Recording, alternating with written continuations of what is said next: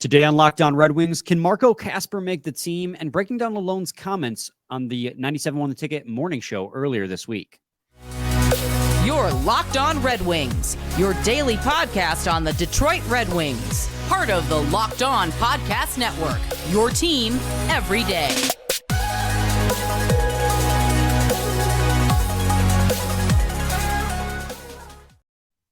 Welcome back to the Locked On Red Wings podcast. We are your hosts, Brian Fisher and Scotty Bentley. I'm a podcast producer for the Daily J, a WWJ News Radio podcast. Well, Scotty's host over at Locked On Tigers, as well as a freelance journalist for the Detroit News. And today's episode is brought to you today by FanDuel, official sportsbook of Locked On. Make every moment more. Right now, new customers can bet $5 and get $200 in bonus bets guaranteed. Visit FanDuel.com/LockedOn today to get started. And on today's episode, guys, we are going to be breaking down Derrick Lalonde's comments on the 97 Won the Ticket morning show earlier this week. It was Jim Costa filling in for Stoney. He was with John Jansen. Lalonde joined the show and, like usual, spoke very candidly and actually gave answers when asked. And then also we're going to be talking about Marco Kasper, kind of continuing our player previews. It's less of a preview and more of just a conversation about the realistic opportunity Marco Kasper has of making the Red Wings team straight out of training camp. But first, Scotty, how you doing, buddy? Doing well, man.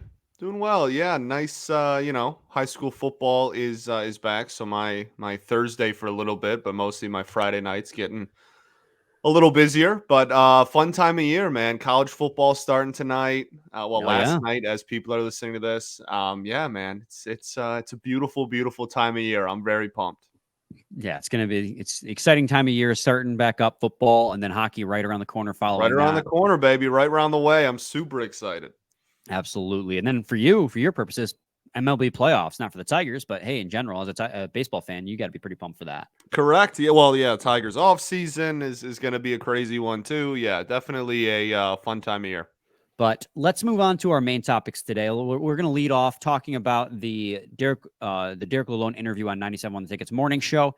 And like I said, he very candid like usual. And the first thing that, popped to me, there were several great topics and he gave good answers on everything, but they asked him about Lucas Raymond and where they thought he was at. And Derrick Lalonde said he put on 8 to 9 pounds this past offseason. And that, Scotty, excites me because in all the conversations we've had surrounding Lucas Raymond all offseason was the fact that he's undersized. He was 5'11", 170 pounds, according to Cap Friendly. I don't know how accurate that is, but an extra 8 to 9 pounds would put him around the 180 range. And that's like an 8 to 9 pound gain of muscle is not insignificant because muscle is dense. So to add 8 to 9 pounds in one offseason, if that is accurate and not just like a guesstimation, that's significant. And we talk about how his strength is the one area he really desperately needed to improve on because he'd get knocked off pucks really easily. I mean, I'm not going to go as far as to say it could poise him to have a breakout season, but I think it will help his game a ton. I do think that it will go a long way of at least getting him back to where he was in the rookie season, if not surpass that. And we said that for this team to succeed, Lucas Raymond has to be a stud. Like he has to be a guy who can get, 60 plus points. And I think 8 to 9 pounds can go a long way to securing that. Being able to protect the puck will go a long way into securing that. So not to make too much out of a one-off comment from Derrick Lalonde during an interview, but, that size in the NHL, considering how tall he is vital for his success. Yeah, for sure. It's, a lot of people got very, very excited about it. And, I'm not trying to dump my hand in anybody's Cheerios or anything, but I'm not throwing a parade because he gained 8 pounds in a summer. It is very reassuring to know that like the thing that everyone is very well aware is like the biggest thing that he has to work on is also like clearly in the organization's eyes and in Lucas Raymond's eyes, the biggest thing that he has to work on is like, that's obviously great. And he clearly is working on it. But I mean, we haven't seen him on the ice yet. We got to see if it translates to how that, if that is true, like, that the size has to translate as well. Like, there's plenty more to it than just like gaining weight. And, I've been through the best shape of his life thing for over a decade with Miguel Cabrera on the Tigers side. So I'm not exactly as excited maybe off of one report on, 8 pounds in August as maybe a lot of other fans are. But again, like, I'm not trying to be a downer. Like, that is the biggest thing that he needs to improve on. And clearly him and the organization agree. So it's great that we're all seeing eye to eye, and he's clearly taking steps in the right direction. I hope it translates to the season.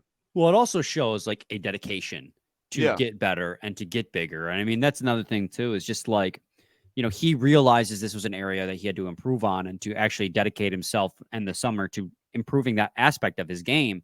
That shows me that he wants to be the guy in Detroit. So not only does he need to be, he wants to be, and that's not insignificant to me. So I was really excited to hear that. Hopefully it's, like I said, accurate and not just like a guesstimation.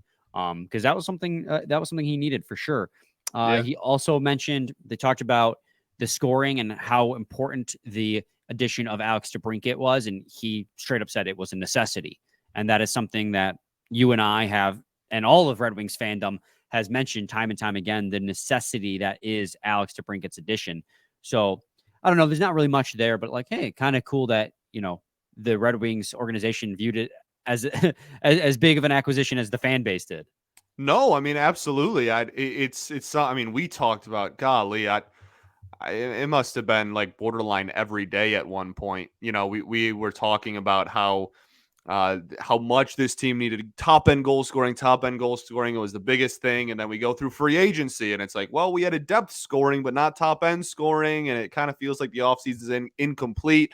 And then it got completed. Right. And it's just, it's definitely, again, like when we talk about the biggest holes and like the areas for improvement on this team dating back to like February or January of last year when the wheels started, coming off a little bit. It's nice to hear that, the head coach of the hockey team like agreed with the same thing. So we're not sitting here like, man, like this is a huge blind spot. Like they just think they're good here. Like it's nice to hear like, no, that they understand the areas for improvement and see the same things that we have for the last 6 to 8 months. Yeah, and I mean, speaking of acquisitions, he talked about Jeff Petry.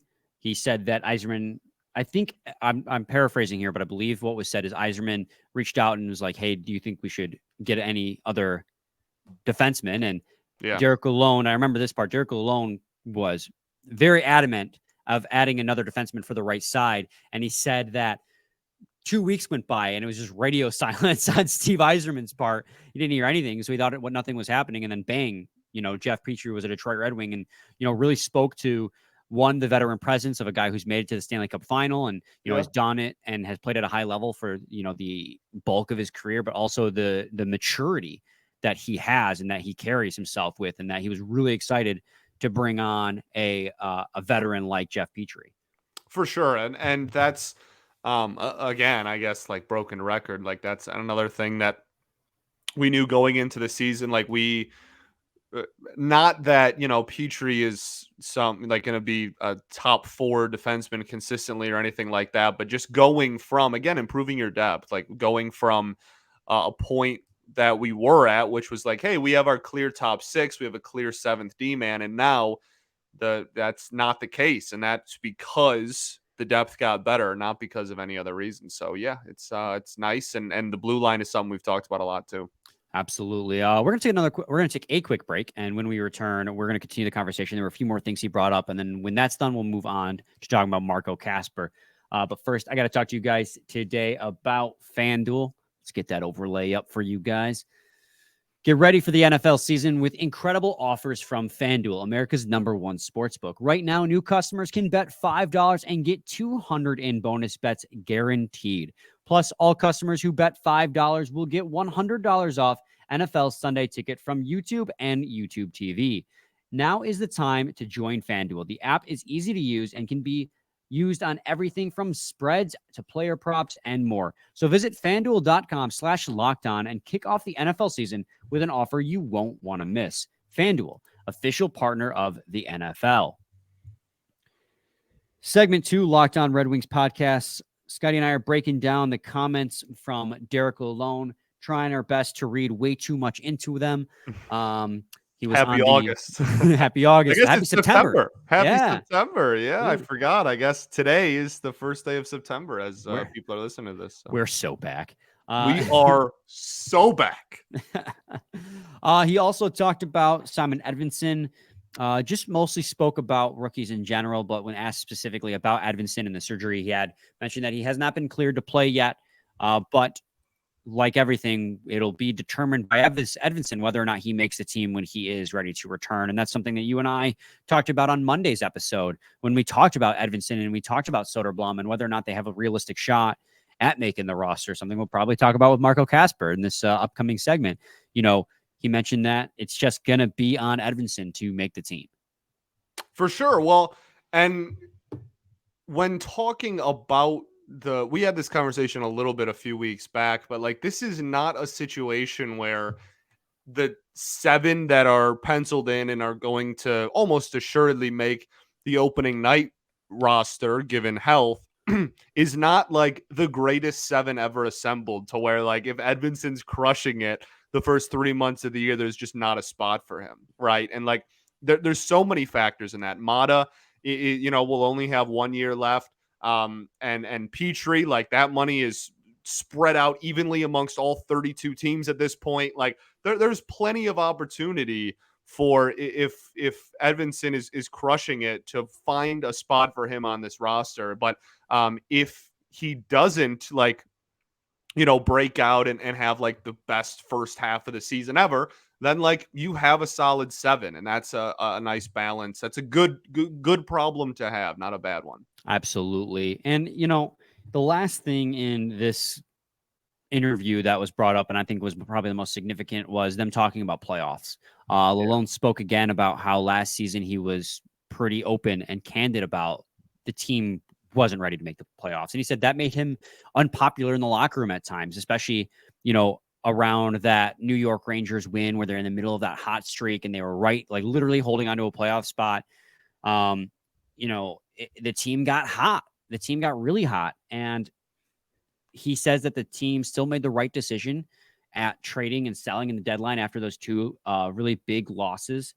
And he said that this year, with the additions they've made in the offseason and the steps forward they have to see, that they will be significant and in the playoff race. And he said, and I quote, they're going to take natural steps of progression, and we're going to push that. We want them to lead our team, talking about Dylan Larkin, Lucas Raymond, and More.Right. And he also said that nobody has the Red Wings projected to make the playoffs this year, but you've seen teams make big pushes in the past. He said just a couple of years ago, I think he used something like, it was like almost a backhanded compliment where he called Montreal like an average team, made the Stanley Cup final out of nowhere. Well, even, I mean, not that, they didn't hoist the cup or anything, but even like the Devils more recently, right? Like the Devils were projected to be one of the worst teams in the NHL, and had been over the last few years, and took a massive step forward. So yeah, not that anyone's projecting the Wings to be like one of the 5 or 6 worst teams in the league, but like it's definitely possible.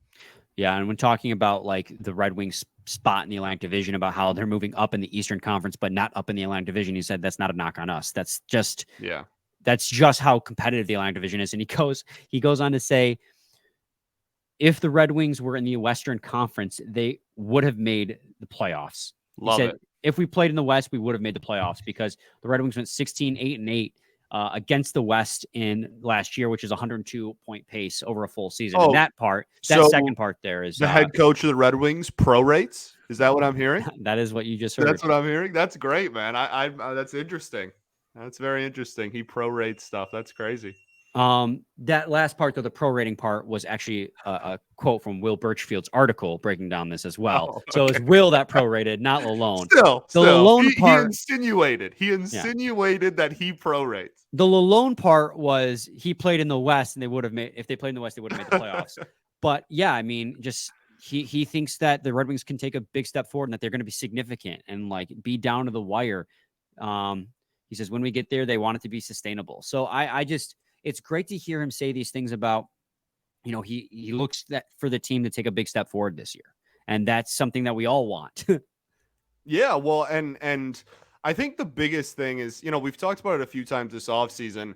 I don't think this is a playoffs or bust season necessarily, but it definitely is assuming you have a relatively clean slate of health, like you need to be playing meaningful hockey in April. Like whether that's, you know what I mean, whether that's like you're fighting for positioning, or whether you're like in the playoff picture and trying to hold on to it, or whether you're 2 points out and like every game matters. That's all like whatever. And I'm sure when we're in the moment, if we're losing those games, that'll be super frustrating, and we'll forget about this conversation in August. But like it's September. But it's one of those things where like that should be a natural step forward from last year, would be to be playing meaningful hockey throughout the entire season. Like if we replicated what Buffalo did last year, as far as, like being in the playoffs literally until the final day, that'd be heartbreaking, but like that would be a good step forward. And I think you could build off that for next year. Absolutely. Scotty, let's transition now into talking about Marco Kasper. We talked about Soderblom. We talked about Edvinsson. Marco Kasper played one game with the Detroit Red Wings last year after spending the entire season in the SHL. Unfortunately, that one game was all he could play because of an injury. Last year in the SHL, he played with Rogla of the SHL. Duh. He had 23 points in 52 games played, 8 goals, 15 assists. Came over and he looked pretty comfortable with the Red Wings in that one game played. And I guess the question here regarding Marco Kasper is how big of a threat is he at center? How big of a threat is he at taking away a spot from a Joe Veleno, a Kampfer, or a Kopp? Definitely not Larkin.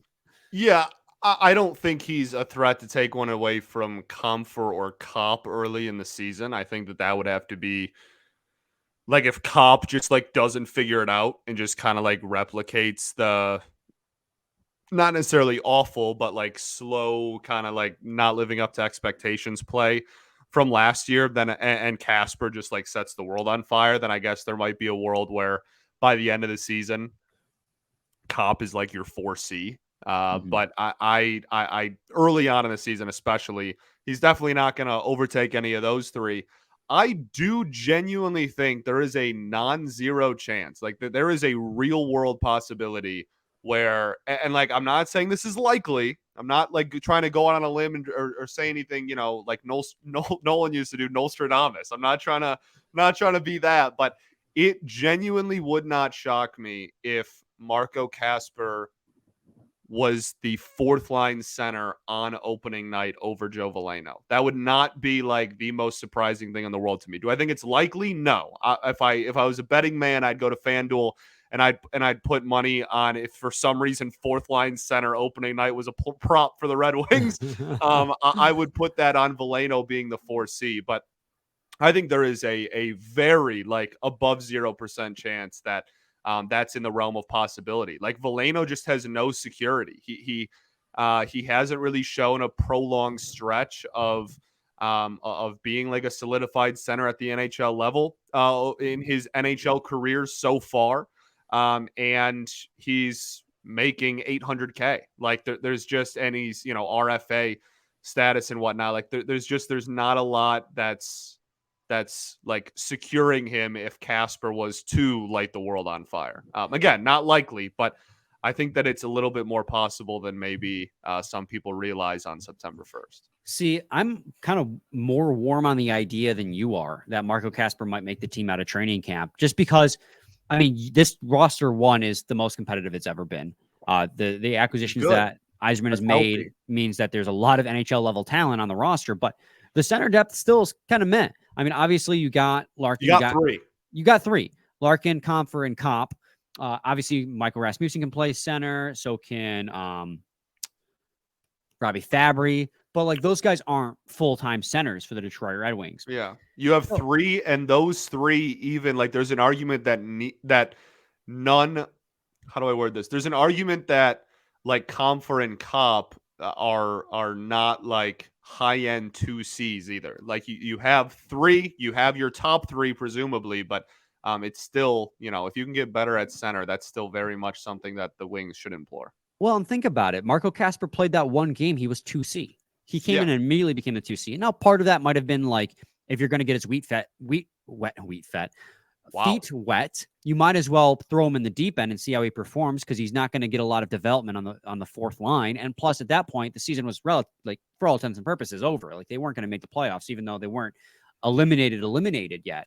So there is an element of that in there as well. But I just wouldn't be shocked if come the cuts start getting made and you seeing him not getting cut, and then all of a sudden this season's here and he's still on the roster, because I just don't. And I hate to keep bagging on the guy because it's nothing against Joe Veleno, but I don't think Joe Veleno is your center of the future on 4C. And I wouldn't be surprised. And even if Veleno does continue to play center at 4C, I wouldn't be surprised if Marco Kasper makes the team and they either put him at wing until he's ready to make the transition full-time at center, or they put him at center and put Kopfer at the wing. Like, I think, like you said, there's a non-zero chance, but I think the possibility isn't non-zero. I think the possibility is real. Now, I don't think it's a high possibility, like you were saying. Wouldn't again recommend you guys go to FanDuel and put the bet on him to make the team out of training camp. But I think that it's a real threat. I really do. Yeah, it certainly is. I think it's something that, we talked the last couple of off seasons. There's been like one player that everybody kind of hones in on, like, like there was this. Everyone knew Sider was going to make the team out of camp, but like the Raymond was like the one, right? 2 summers ago, like that was one Nolan called way early on. It was incredible. Like in like the previous April, he was like, Raymond's making the team out of camp, and everybody was like, that's ridiculous. And then he did. And then last year it was, by the end of camp, it was Soderblom, but there's one every year. Right. There's just like, there's someone, Edvinsson last year as well was the one that like people had more of an eye on for sure. And then now this year, I think that it's Kasper, and whether that's a guarantee that he makes the team or not.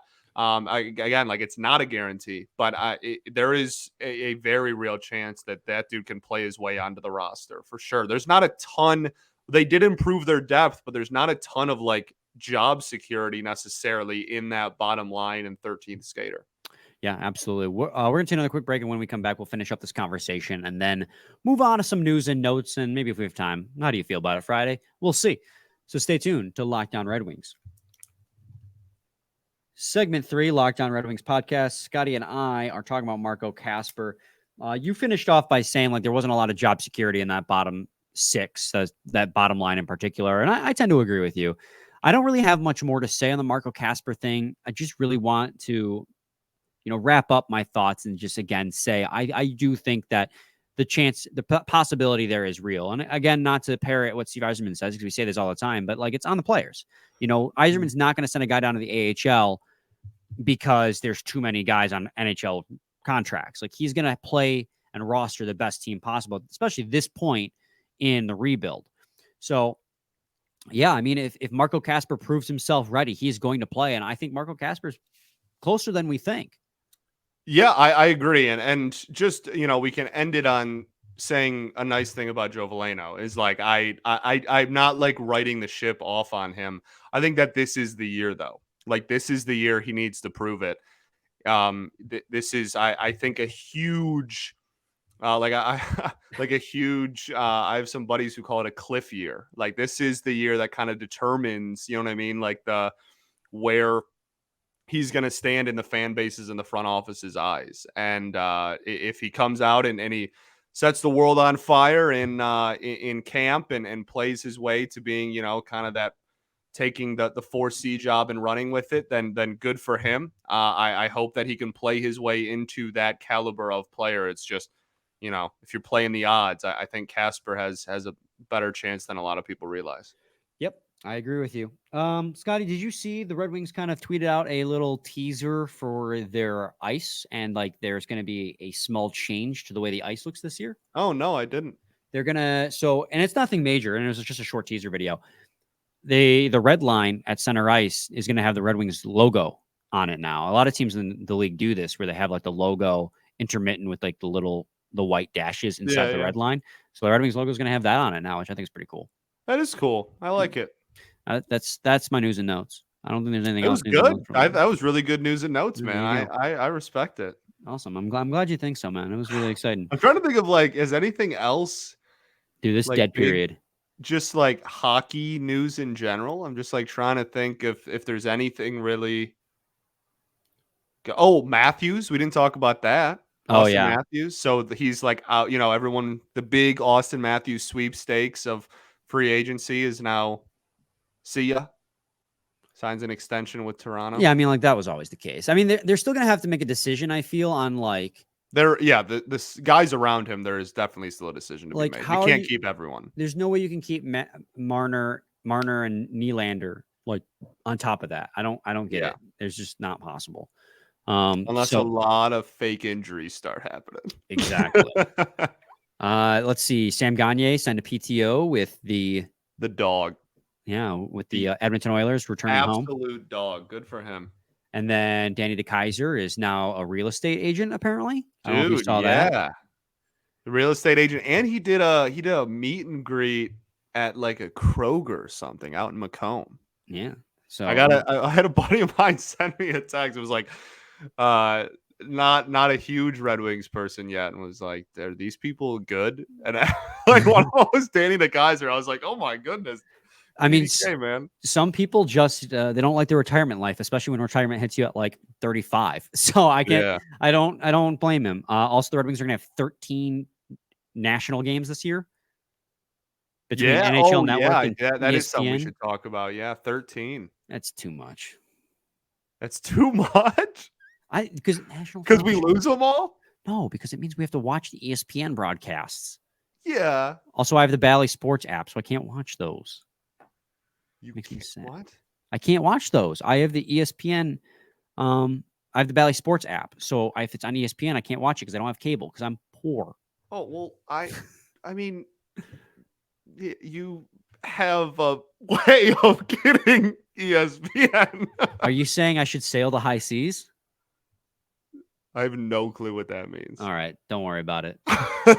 Oh, no, I'm not. Good. We don't endorse that here. Yeah, of course we don't. We don't endorse sharing. Oh yeah, either. yeah. What's your password, Scotty? What's your password? Just say it right here on the podcast. Let everyone know what your username and password is. For sure. How do you just gonna stare at each other for the next 3 minutes? How do you feel about the dents that this hat leaves on my head? How do you feel about Locked On's newest sponsor? What? Not on the NHL channel. It's not. I will be personally offended if I have to read an ad read for hair growth serum. All right, for you guys out of the know, I need it so bad. The MLB, Locked On MLB channel has gotten like a hair growth serum as the read, and Scotty's been telling me that he desperately needs them to be our sponsor here at Locked On Red Wings for like the last week and a half because he just wants to see me squirm, which is really I'm sure to see you read that. Yes. Listen, I'm comfortable in my hair situation. That's good. In being follically challenged. Like I've come to peace with it a long time ago. In fact, that's great. So it would be even funnier then if you had to do the ad. I would just put like share screen up and have you read it. You'd be a better I'd be a bad spokesman. Like, let's be honest. Like, I'm talking about hair growth serum while I'm bald as all get out. Like, that's not right. That's a nice save.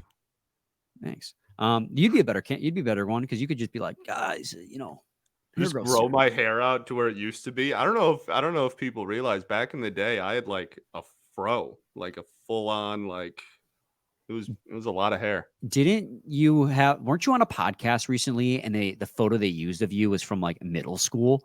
And yes. like it was you with that giant you have like really thick curly hair. Yes. Yeah. Oh yeah. Very. Yeah. It's very. Yeah. It used to get crazy. Yes. That was a picture. I want to say like probably like 2 years ago now. Somehow that picture like got out there, and for the next like 4 days, all of my replies were just people that like made it into a meme format and it had like top text, bottom text, and like people were just like swarming my mentions with pictures of myself as they should. And how my hair used to look. And that one, made a comeback there. about a month As ago. they should. Oh. Yeah, beauty. An absolute beauty. The reason my hair is short now is because I lost a bet. I literally bet my hair on a college basketball game and obviously lost. So then got a buzz cut. And then as it was growing back, it got to like this length. And I was like, this is actually great. I really like this. And now 5 years later already, we're still here. So. Yeah, weird thing. Same thing happened to me. It was that's yeah, for sure. It was the original Sister Jean Loyola run. That was wow. it. Yeah. So it was The Cinderella story. Is that 2018? But yeah, I really liked the Miami Hurricanes that year, and they played them in the first round. I loved Lonnie Walker, who was on that team. And Loyola beat them. And it wasn't like, oh, the first round. It was literally before the tournament started. Somebody was like, Loyola Chicago, like Cinderella of the tourney. And I was like, shut up, dude. Like, that's so stupid. Like, no, they're losing in the first round. And they were like, well, if Loyola makes the like Elite Eight, will you like get a buzz cut? And I was like, no. And then they were like, how about the Final Four? And I was like, sure, dude, that's never gonna happen. And then here we are.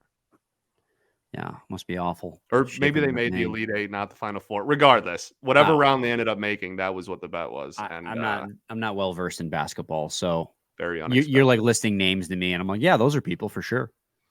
Oh, I mean, like, regardless, it's just the fact that, like, I feel like it's rather on brand for, like, the way my hair looks now is because of a sporting event. Like, that's very on brand. All right, Scotty, we're going to hit it into the weekend. I know Labor Day is on Monday, so you'll get 3 episodes next week regardless. Just don't know what days of those weeks. We got to figure out our weekends here. Yeah. So see you guys next time. Scotty, any final thoughts? We ball. All right. Be back with a new episode early next week. Same time, same place. It's your team every day. Every day. Weirdo. What? I just wanted to sound like Scotty.